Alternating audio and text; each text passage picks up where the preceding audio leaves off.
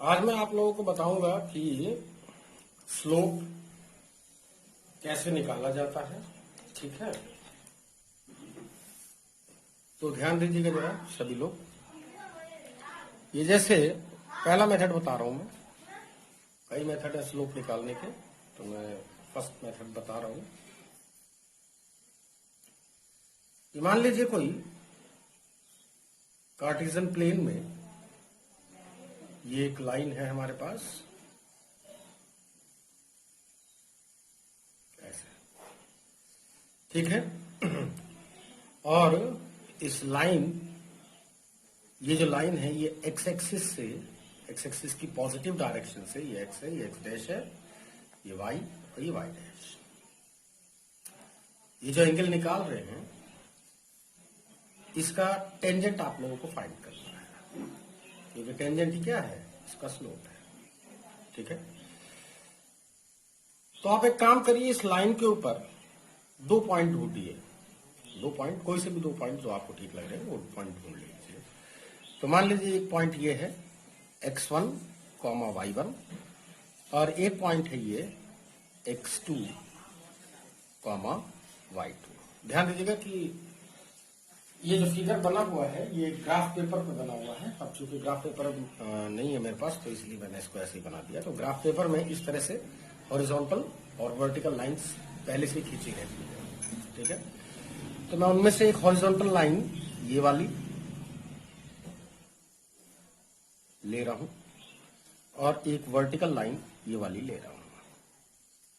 ठीक है, अगर इस पॉइंट के कोऑर्डिनेट x1, y1 है, तो इसका मतलब ये है कि x एक्सिस पर जो ओरिजिन से डिस्टेंस है ये x1 है, और y एक्सिस पर ओरिजिन से जो डिस्टेंस है वो है y1। Right, x1, y1। Right, इस पॉइंट के कोऑर्डिनेट अगर x2, y2 है, तो इसका मतलब यहां से यहां तक का डिस्टेंस x2 है, और यहां से यहां तक का डिस्टेंस ये वाला यहां से यहां तक ये y2 है। राइट, अब ध्यान दीजिएगा जरा पैरेलल लाइन की प्रॉपर्टी। अगर दो पैरेलल लाइन हैं और उनको एक तिरछी लाइन काट रही हो तो कॉरेस्पॉन्डेंस एंगल सेम होते हैं, मतलब ये एंगल और ये एंगल दोनों सेम होंगे। राइट, तो चाहे टेंजेंट आप चाहे इसका निकालो चाहे इसका निकालो, बात एक ही, कोई फर्क नहीं पड़ता इससे। ठीक है, तो ये है ए, इस पॉइंट को मैं बी बोल दे रहा हूं, इस पॉइंट को मैं सी बोल दे रहा हूं, और ये एक राइट एंगल ट्राइंगल बन रहा है ए बी सी, ये एक राइट एंगल ट्राइंगल है। राइट, तो इस राइट एंगल ट्राइंगल में जो टेन थीटा होगा वो क्या होगा, परपेंडिकुलर अपॉन बेस, यानी BC अपॉन AC। BC का मतलब जरा बताएं, ये टोटल हाइट है y2 और ये जो टोटल हाइट है ये है y1। तो y2 में से अगर आप ये y1 सब्ट्रैक्ट कर दो तो एक्चुअली BC आपको पता लग जाएगा कितना, y2 माइनस y1। इसी तरह से इस x2 में से अगर ये x1 सब्ट्रैक्ट कर दो तो आपको AC भी पता लग जाएगा कितना, x2 माइनस x1। राइट, तो ये आ गया y2 minus y1 upon x2 minus x1, या फिर इसी को आप डेल्टा y भी लिख सकते हो। डेल्टा मतलब डिफरेंस का नोटेशन है ये, और इसको लिख सकते हो डेल्टा x। ठीक है, अब मैं यहां पर एक चीज और ऐड करना चाहता हूं, अगर आप लोगों के काम का हो तो ठीक है, अगर काम का नहीं तो उसको रहने देना। If we take limit delta x tends to 0, अगर मैं डेल्टा x टेंस टू 0 ले लूं, मतलब जो यहां से x, यहां से मैं यहां तक गया हूं ना x की वैल्यू, तो मैंने x की वैल्यू को बहुत ही हल्का सा लगभग 0, यहां से सिर्फ यहां तक, यानी कि डेल्टा x अगर टेंस टू 0 है तो इसका मतलब ये हो गया कि जो limit delta x tends to 0 delta y upon delta x को मैथमेटिक्स में डेरिवेटिव बोलते हैं dy बाई dx। क्या बोलते हैं, derivative of y with respect to x। मैं इसको लिख देता हूं यहां पर, डेरिवेटिव ऑफ y विथ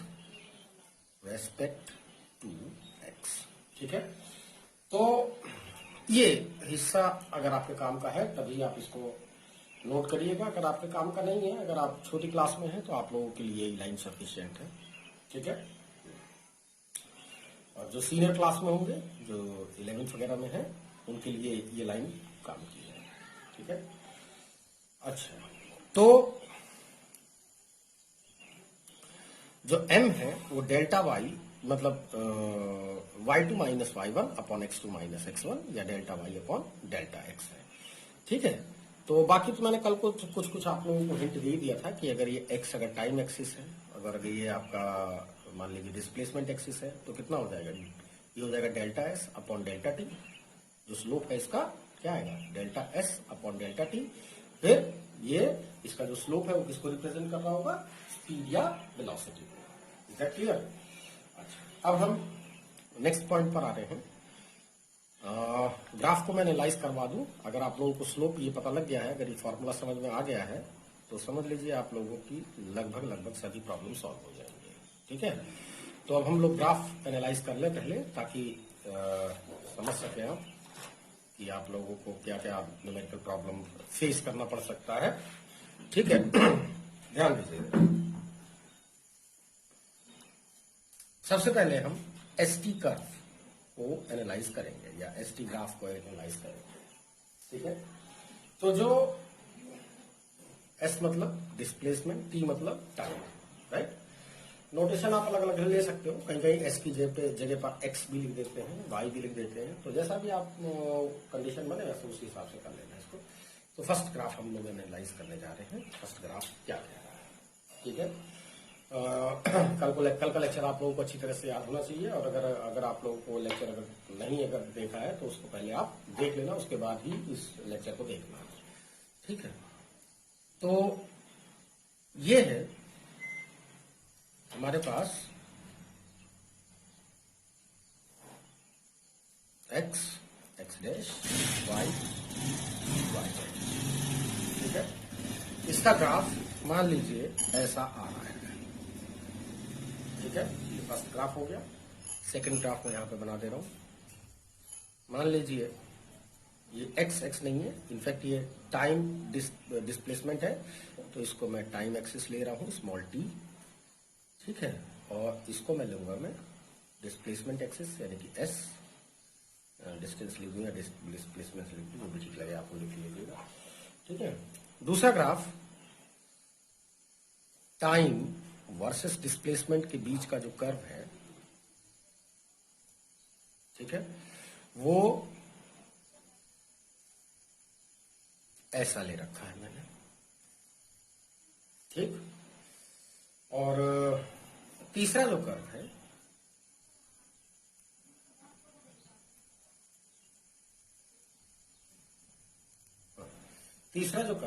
मतलब ये लाइन तो वैसे यहीं से स्टार्ट है, लेकिन मैं पीछे इसको बढ़ा दे रहा हूं ताकि आप इसके स्लोप को समझ सकें क्या है। ठीक है, अच्छा, तीसरा जो कर्व है हमारा वो इस तरह से हो सकता है, टाइम वर्सेस डिस्प्लेसमेंट के बीच का जो कर्व है वो कुछ ऐसा भी हो सकता है।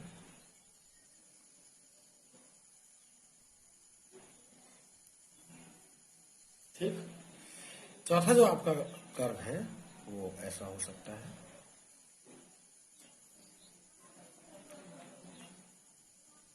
Like this. ठीक है, टाइम वर्सेस। अब ये सारे के सारे कर्व क्या क्या आपको इंफॉर्मेशन दे रहे हैं। तो सबसे पहली बात इन चारों कर्व में, सारे चारों की जो कर्व है वो कैसी है, वो पहली बात तो स्ट्रेट लाइन है। ये तो बिल्कुल कंफर्म है, देखने से पता लग रहा है कि ये चारों जो कर्व है वो कैसे हैं, स्ट्रेट लाइन है।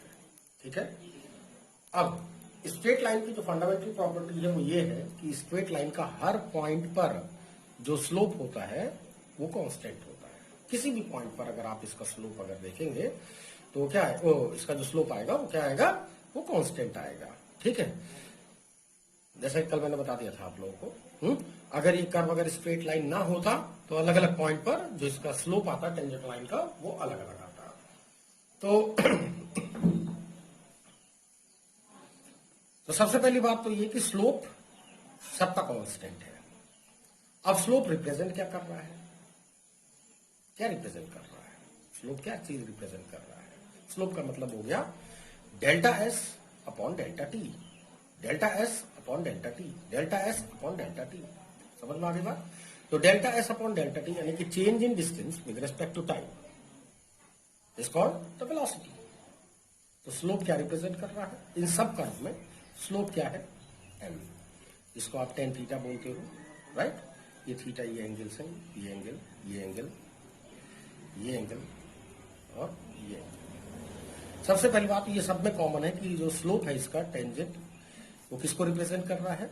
Delta S upon delta T, जिसको आप सिंपल क्या बोलते हो? वेलोसिटी बोलते हो। और चूंकि स्ट्रेट लाइन है तो इसका मतलब इसका स्लोप हर जगह कांस्टेंट है, इसका मतलब वेलोसिटी हर कर्व का कांस्टेंट है। वेलोसिटी है वो हर कर्व, कोई सा भी कर्व है चारों में से, वो एक कांस्टेंट वेलोसिटी के कर्व, यानी कि पार्टिकल एक कांस्टेंट वेलोसिटी से चल रहा है। पहली बात तो ये बिल्कुल क्लियर है, राइट? अब दूसरा पॉइंट अगर हम देखेंगे तो अब स्लोप को ही हम एनालाइज कर रहे हैं। ये एंगल कैसा है? Less than 90। ये एंगल कैसा है? Less than 90। ये एंगल कैसा है? Less than 90। तो अगर स्लोप लेस देन 90 हो तो इसका मतलब क्या होता है? इसका मतलब ये है कि जैसे जैसे टाइम बढ़ेगा वैसे वैसे डिस्प्लेसमेंट भी बढ़ेगा, जैसे जैसे टाइम घटेगा, मतलब एक चीज घटेगी तो दूसरी चीज भी घटेगी, एक चीज बढ़ेगी तो दूसरी चीज भी बढ़ेगी। ठीक है? तो इसका मतलब ये हो गया कि टाइम के साथ साथ डिस्टेंस आपका इंक्रीज हो रहा है। ठीक? अच्छा, और क्या आपको इंफॉर्मेशन यहां से मिल रही है?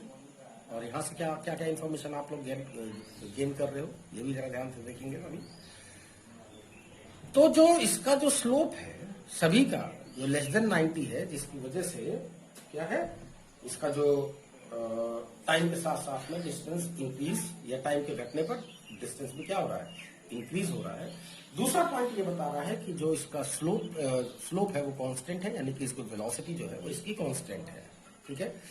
और तीसरी बात क्या बता रहा है ये, जरा ये भी ध्यान से देखो। तीसरी बात क्या है इसके अंदर? तीसरी बात ये है कि ये अलग अलग कर्व कुछ अलग अलग इंफॉर्मेशन आपके पास दे रहे हैं। मैं यहां पर एक मैं इस तरह से एक लाइन खींच रहा हूं जिसका जो रेफरेंस पॉइंट है वो है ये 0, ये 1, ये 2, ये 3, ये 4, ये 5 एंड सो ऑन। ये इधर की तरफ -1, -2, -3, -4 and so on.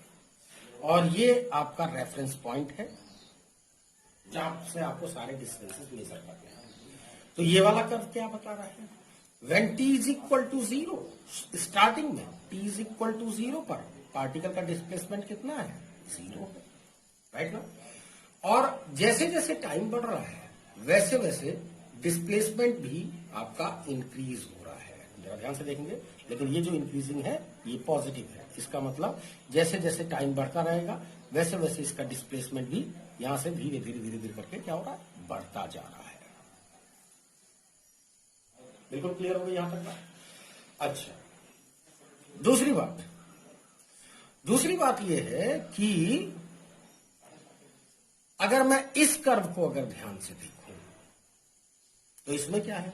Eight T is equal to 0, starting में जो डिस्प्लेसमेंट है वो क्या है? वो कुछ पहले से ही मौजूद है और वो पॉजिटिव है। इसका मतलब टी इज इक्वल टू 0 पर पार्टिकल यहां पर नहीं है। t इज इक्वल टू 0 पर पार्टिकल पहले से ही कुछ डिस्प्लेसमेंट अपने रेफरेंस पॉइंट से कुछ डिस्टेंस आगे था ये, राइट? तो t इज इक्वल टू 0 पर मान लीजिए मैं 3 पे लिख दे रहा हूं, मैं मान लीजिए 3 सेंटीमीटर है ये, ठीक है? तो t इज इक्वल टू 0 पर जो पार्टिकल का जो डिस्प्लेसमेंट है वो कितना है? वो 3 है। ध्यान से देखेंगे, कर्व आपका ओरिजिन से स्टार्ट नहीं हो रहा है, यहां से स्टार्ट हो रहा है। बात समझ में आ गई होगी, है ना? और अब जैसे जैसे टाइमिंग बढ़ रही है इसका जो डिस्प्लेसमेंट है वो लगातार बढ़ता जा रहा है, लेकिन सारे के सारे डिस्टेंस आपको नापना कहां से? रेफरेंस पॉइंट से ही है। समझ में आ गई बात? यानी t इज इक्वल टू 0 पर पार्टिकल यहां है, जैसे जैसे टाइम बढ़ता जा रहा है वैसे वैसे इसका डिस्प्लेसमेंट भी बढ़ता जा रहा है। ठीक है, बिल्कुल क्लियर हो गई यहां तक बात। अच्छा, अब जरा इस वाले पे आइए, ग्राफ नंबर 3 पे। इसमें t इज इक्वल टू 0 पर, यानी कि स्टार्टिंग में पार्टिकल का डिस्प्लेसमेंट कुछ है तो, लेकिन नेगेटिव है, नीचे की तरफ है। इसका मतलब t इज इक्वल टू 0 पे पार्टिकल इधर कहीं पर है। कहां पर है? रेफरेंस पॉइंट से भी पहले है। यानी कि आपका जो स्टॉप वॉच है, जब आपके पास ये ऑब्जेक्ट नहीं पहुंचा था, इस पॉइंट पर जब नहीं पहुंचा था, उससे पहले ही आपने अपने स्टॉप वॉच को ऑन कर दिया, जब ये पहले से ही कुछ बैकवर्ड डायरेक्शन में पहले से ही था ये। ठीक है, तो t इज इक्वल टू 0 पर पार्टिकल का डिस्प्लेसमेंट कितना है? नेगेटिव है। अब जैसे, अब चूंकि मोशन तो ऐसे ही हो रहा है, मोशन कैसे हो रहा है? ऐसे हो रहा है, राइट? तो इसका मतलब क्या हुआ कि पार्टिकल क्या है?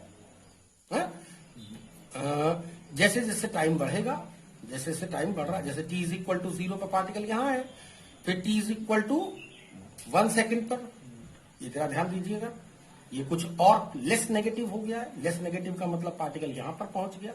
समझ में आ गई बात ना? पहले यहां पे था, अब ये यहां पर आ गया। और थोड़ी देर के बाद, यहां देखिए जरा मेरे इसको, और थोड़ी देर के बाद ये और लेस नेगेटिव हो गया। इसका मतलब ये यहां पर आ गया है, -1 पे आ गया है। ठीक, इस पॉइंट पर जब टाइम इतना था, जितना भी था, 1-2 सेकंड जितना भी था, उस टाइम पर पार्टिकल का डिस्प्लेसमेंट इतना। इसका मतलब कि ये पार्टिकल इस पर्टिकुलर टाइम पर क्या है? ये आपके ओरिजिन से या फिर रेफरेंस पॉइंट से गुजर रहा है, यानी इस टाइम पर ये यहां से गुजर रहा है। ठीक है, अब इसके बाद जब और टाइम बढ़ेगा, तो चूंकि मोशन तो ऐसे ही हो रहा है, राइट? तो मोशन ऐसे होने का मतलब, अब जैसे जैसे टाइम बढ़ता रहेगा वैसे वैसे डिस्प्लेसमेंट फॉरवर्ड डायरेक्शन में बढ़ता ही जा रहा है। ये आपको यही चीजें बता रहा है। ठीक है, अच्छा, अब इन तीनों कर्व को अगर ध्यान दो, तो इन तीनों का जो स्लोप है वो लेस देन 90 है। अब लेस देन 90 होता है तो इसका मतलब स्लोप पॉजिटिव है, यानी कि वेलोसिटी कैसी है? पॉजिटिव है। वेलोसिटी कैसी है? पॉजिटिव है। वेलोसिटी कैसी है? पॉजिटिव है, राइट ना? तो जब भी वेलोसिटी पॉजिटिव होती है तो इसका मतलब है कि मोशन इन फॉरवर्ड डायरेक्शन, ऐसे इधर की तरफ। ठीक है, लेकिन अगर हम यहां की बात करें तो इस जगह पर जो स्लोप है वो नेगेटिव है। स्लोप क्या है? नेगेटिव। तो इसका मतलब वेलोसिटी इसकी क्या है? नेगेटिव। हालांकि कांस्टेंट है, कांस्टेंट तो हर जगह है, लेकिन अब की बार नेगेटिव कांस्टेंट है। तो इस कंडीशन में क्या है? वेलोसिटी कैसी आ रही है? नेगेटिव आ रही है। अब नेगेटिव क्या चीज रिप्रेजेंट कर रहा है, ये भी जरा समझो आप। नेगेटिव क्या रिप्रेजेंट कर रहा है, ये भी अब आप समझो। देखो जरा ध्यान से। तो नेगेटिव का मतलब ये हो गया कि देखो, t इज इक्वल टू 0 पर पार्टिकल का डिस्प्लेसमेंट इतना है। चलो, t इज इक्वल टू, ये आपका रेफरेंस पॉइंट है, ये पॉजिटिव है ना, ये पॉजिटिव है, तो इसका मतलब चलो मैं पॉजिटिव इतना ले ले रहा हूं।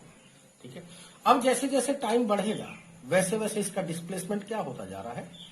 कम होता जा रहा है। ध्यान दीजिए जरा, वैसे वैसे पार्टिकल का डिस्प्लेसमेंट क्या हो रहा है? ऐसे कम होता जा रहा है। कम होने का मतलब समझ रहे हो ना? Motion in backward direction. यानी कि जब स्लोप पॉजिटिव है तो एसटी कर्व का जब स्लोप पॉजिटिव है तो इसका मतलब है कि वेलोसिटी इसका पॉजिटिव है। तो वेलोसिटी पॉजिटिव का मतलब मोशन इन फॉरवर्ड डायरेक्शन। और जब नेगेटिव हो जाता है तो मोशन इन बैकवर्ड डायरेक्शन। पहले मोशन ऐसे था, अब मोशन ऐसे है। ठीक है, समझ में आ गई बात? अच्छा, अब तो जैसे जैसे पार्टिकल, ध्यान दीजिए, डिस्प्लेसमेंट लगातार कम होता जा रहा है। तो जैसे जैसे पार्टिकल टाइम बढ़ता जा रहा है वैसे वैसे डिस्प्लेसमेंट कम होता जा रहा है। ध्यान दीजिएगा थोड़ा सभी लोग।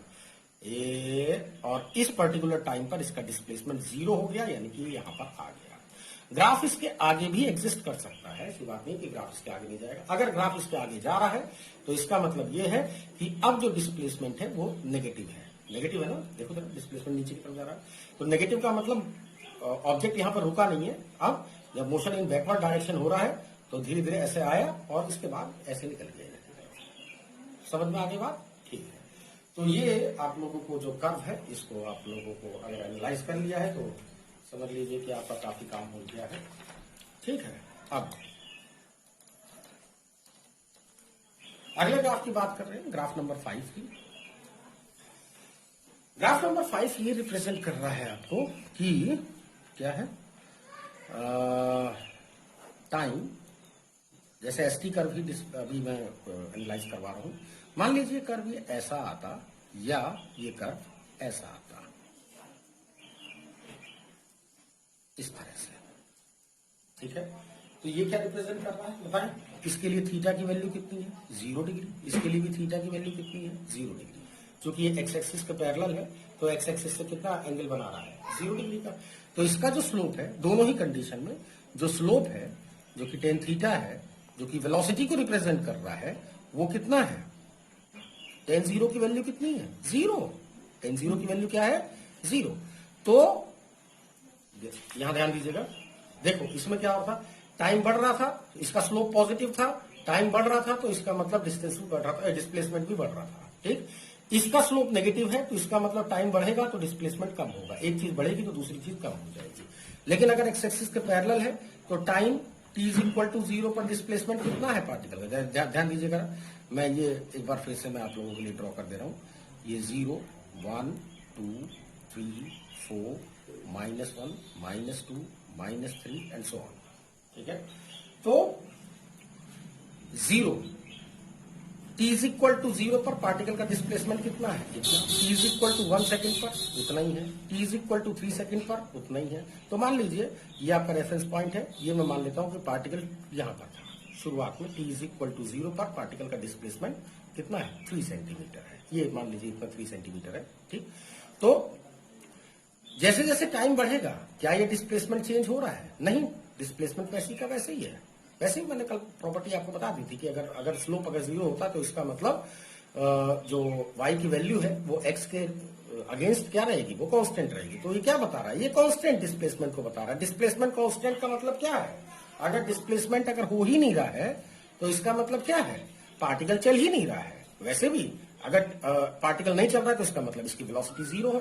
और वैसे भी tan theta that is ten 0 अगर आप निकालोगे, थीटा की वैल्यू 0 है, तो अगर 0 टेन 0 करोगे तो टेन 0 की वैल्यू कितनी होगी, 0। तो इसका मतलब ये क्या रिप्रेजेंट कर रहा है, ये कर्व या ये कर्व क्या रिप्रेजेंट कर रहे हैं, ये दोनों ही कर्व है, ये बता रहे हैं कि पार्टिकल रुका हुआ है या स्टॉप है, मोशन नहीं कर रहा है। ये भी वही चीज बता रहा है, बस इसके अंदर डिस्प्लेसमेंट नेगेटिव है, यानी कि डिस्प्लेसमेंट इधर की तरफ कहीं है, बस नेगेटिव में है। लेकिन यहां पर पार्टिकल बस रुका हुआ है, 1 सेकंड पर भी यही है, 2 सेकंड पर भी यही है, 3 सेकंड पर भी यही है, 4 सेकंड पर भी यही है, बस वो रुका है। वो बस वो लगातार क्या हो रहा है, टाइम के रेस्पेक्ट में वैसे का वैसे ही कांस्टेंट का कांस्टेंट रहा है, ठीक है। तो मैंने आपको पॉजिटिव स्लोप के बारे में बता दिया, मैंने आपको नेगेटिव स्लोप के बारे में बता दिया, मैंने आपको जीरो स्लोप के बारे में बता दिया। और अब हम बात करेंगे वीटी कर्व की, बात समझ में। हाँ, दूसरी बात, positive slope that is motion in forward direction, negative slope that is motion in backward direction. या पॉजिटिव वेलोसिटी का मतलब motion in forward direction, negative velocity का मतलब मोशन इन बैकवर्ड डायरेक्शन। अब मैं वीटी कर्व बनाने जा रहा हूं। वीटी कर्व मतलब time velocity curve, time velocity curve, right. तो टाइम वेलोसिटी कर्व के लिए इसको भी आप जरा एनालाइज कर लें। ये है टाइम और अब की बार है ये वेलोसिटी, ठीक है। और पहला कर्व मैं इसी टाइप का ले रहा हूं जैसे ये है। चलिए बताइए क्या रिप्रेजेंट कर रहा है। t इज इक्वल टू 0 पर पार्टिकल की वेलोसिटी 0 है, यानी कि इसकी इनिशियल वेलोसिटी 0 है, ठीक है। इसमें ये वाला कर्व है, टाइम वर्सेस डिस्प्लेसमेंट। इसमें t इज इक्वल टू 0 पर पार्टिकल की वेलोसिटी कुछ है, मान लीजिए u है। इनिशियल वेलोसिटी को आप आमतौर पर u लिख सकते हो, ठीक। अब जैसे जैसे टाइम बढ़ता जा रहा है वैसे वैसे इसकी वेलोसिटी इंक्रीज होती जा रही है। जैसे जैसे टाइम बढ़ता जा रहा है वैसे वैसे इसकी जो वेलोसिटी है वो क्या हो रही है, वो इंक्रीज होती जा रही है, ठीक है। तो एक चीज बढ़ रही है तो दूसरी भी बढ़ रही है, एक चीज बढ़ रही है दूसरी भी बढ़ रही है। इसका मतलब क्या हुआ, जो इसका स्लोप है जिसको आप टेन थीटा बोलते हो, ये एंगल, ठीक है। इसमें भी जब आप इसको पीछे की तरफ ऐसे धीरे धीरे बढ़ाओगे तो ये एंगल आपको पता लग जाएगा क्या है। जो इसका स्लोप है, सबसे पहली बात तो स्लोप रिप्रेजेंट क्या कर रहा है, स्लोप का मतलब हो गया delta Y upon delta X, that is delta V upon delta T, delta V upon delta T. ध्यान दीजिएगा, पहले स्लोप था delta S upon delta T, क्योंकि डिस्प्लेसमेंट था, तो ये क्या रिप्रेजेंट कर रहा था, वेलोसिटी को, change in displacement with respect to time. अब की बार क्या है, change in velocity with respect to time, और ये क्या रिप्रेजेंट करता है, ये एक्सेलरेशन को रिप्रेजेंट करता है। किसको रिप्रेजेंट करता है, एक्सेलरेशन को। तो अब हम लोग कुल मिला के, अब जो वीटी कर्व का जो स्लोप है वो एक्सेलरेशन को बताता है, तो इसका मतलब ये जो कुछ भी इंफॉर्मेशन देगा आपको एक्सेलरेशन से रिलेटेड देगा, ठीक है। तो ठीक है, ये आपका एक्सेलरेशन रिप्रेजेंट कर रहा है। कहीं आपको एक्सेलरेशन निकालना हो तो आप इसका स्लोप निकालने के लिए मैंने आपको मेथड बता दिया है, यहाँ पर बता दिया था, इस जगह पर, इस वाले पेज पे, ठीक है, शुरुआत में बता दिया था। अच्छा, अब इसमें भी जैसे कि यहां पर तो स्लोप पॉजिटिव है, यहां पर स्लोप क्या है, पॉजिटिव, यानी कि एक्सेलरेशन कैसा है, पॉजिटिव।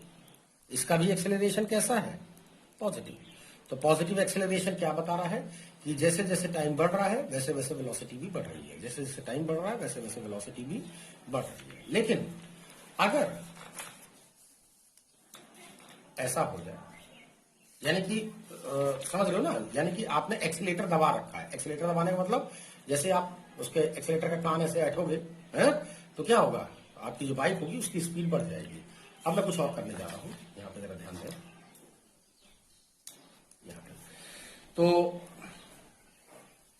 टाइम वर्सेस वेलोसिटी के बीच का जो कर्व है वो ऐसा है, राइट। अब की बार देखें जरा ध्यान से, तो अब की बार स्लोप कैसा है, ग्रेटर देन 90 है, तो ग्रेटर देन 90 का मतलब इसका टेंजेंट जो आएगा वो कैसा आएगा, नेगेटिव आएगा। तो जो इसका जो स्लोप है यानी कि टेन थीटा, निकल हो गया,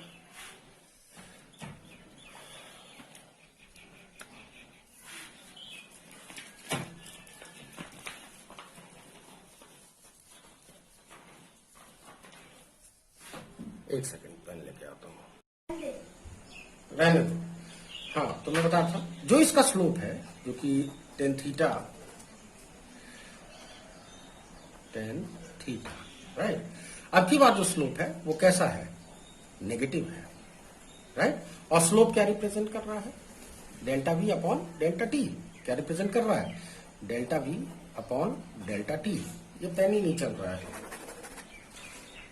ठीक है। तो delta V upon delta T का मतलब क्या हुआ, एक्सेलरेशन।